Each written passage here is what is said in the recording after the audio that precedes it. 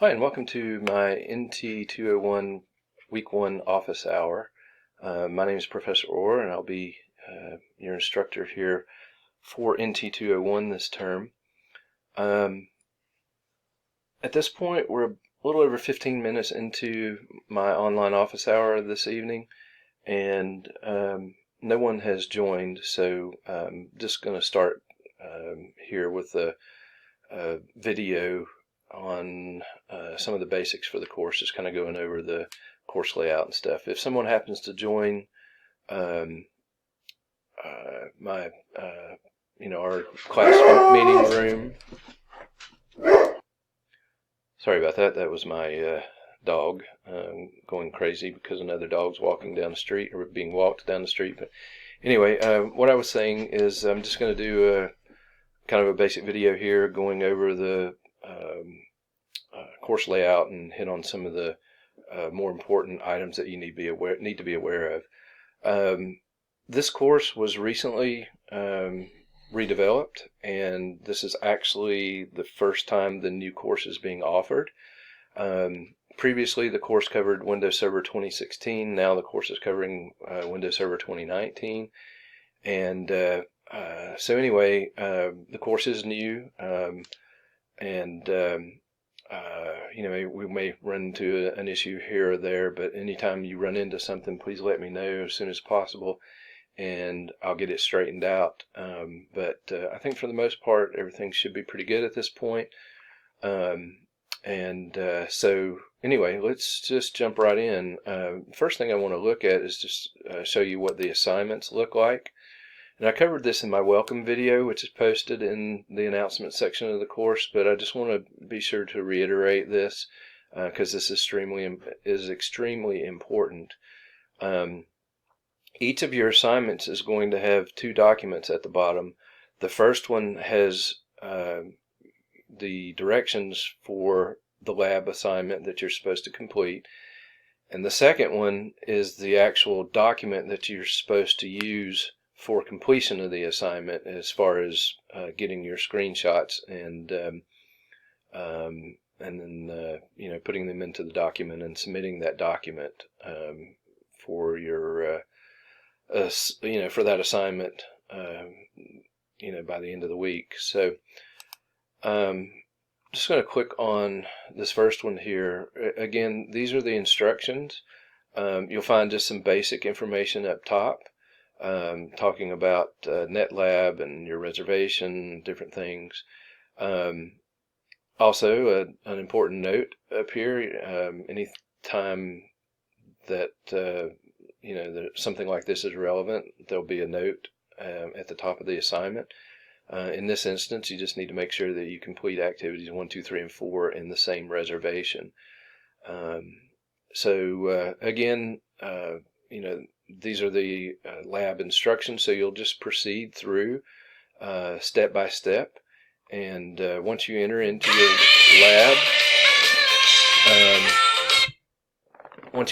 your lab, again, you'll just follow these instructions. And this lab in particular starts out showing you how to log on to the server using the administrator account. And then next, you're going to the server manager and going to add roles and features. And at this point, you're going to be adding the DHCP server role. So anyway, again, you'll just follow through. And when you come to a point where you see a yellow highlighted section, this is where you need to get a screenshot. So here you're being instructed to get a screenshot of the server manager displaying the DHCP role. Anytime you see one of these sets of instructions where you need to get a screenshot, below that you're going to see the actual screenshot that you're supposed to get. So when I'm looking at your assignment after you've submitted it at the end of the week, and I come in and I look at your first screenshot, this is what I should see. It should look pretty much exactly like this one, or as close as possible. The only thing I would suggest on this one is maybe you want to click on the DHCP role here on the left, but that's not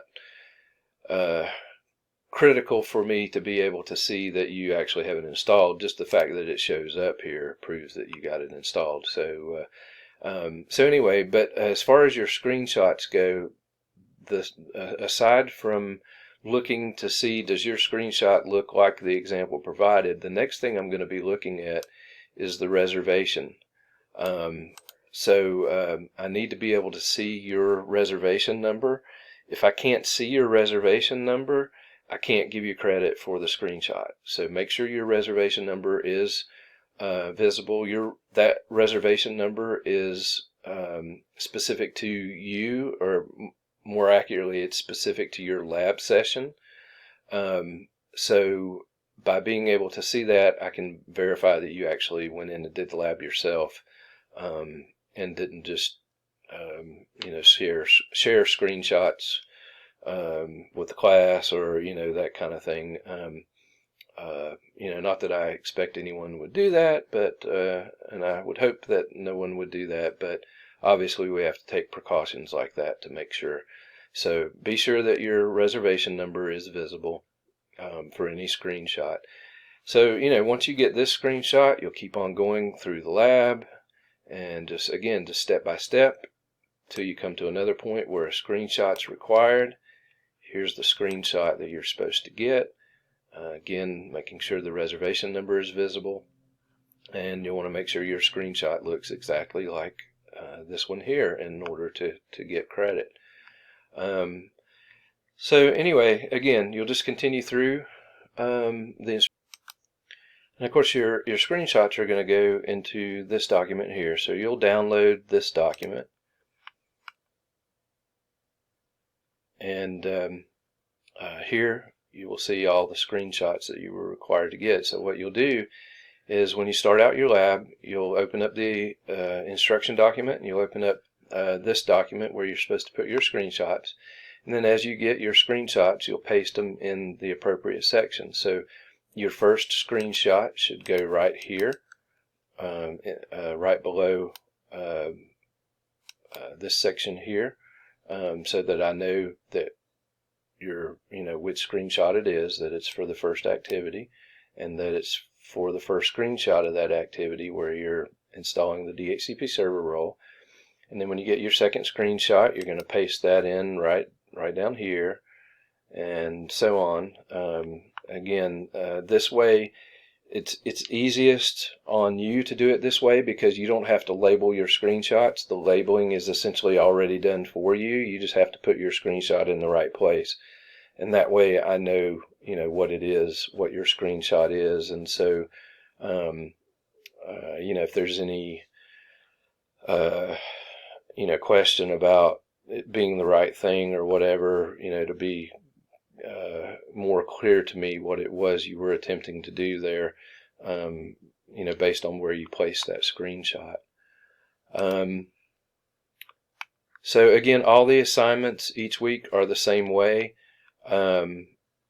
As far as the first assignment each week, then each week you also have a project to complete, and you'll see that the documents are the same for that. You have an instruction document attached to the assignment itself, and then you have the student document where you paste your screenshots in. So it's just the same thing. You're just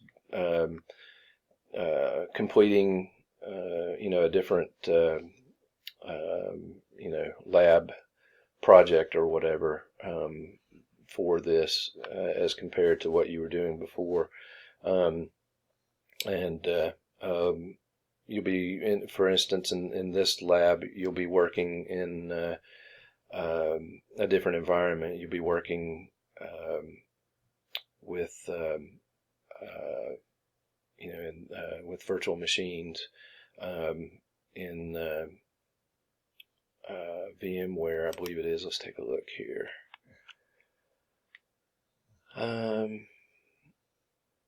Okay. So yeah, it's VMware Workstation Pro 16. So you'll be running the virtual machines in this instance on your computer at home. And of course, your computer has to be configured to support virtualization, and it needs to be capable of actually running virtual machines. And of course, if your computer meets the basic requirements for any of the IT programs, then you'll be okay.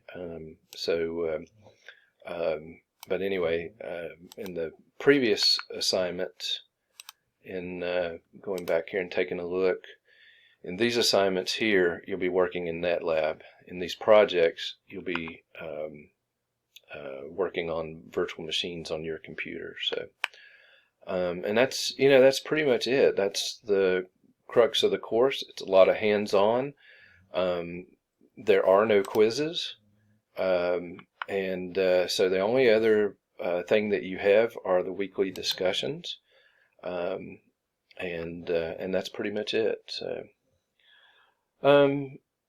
So now we're a little bit over halfway through my online office hour. Still no one has joined. So at this point, I'm just going to go ahead and wrap up the video and get it posted on the Canvas site so that you all can access it. And I'll still be here for the next 25 minutes or so to complete my online office hour this evening.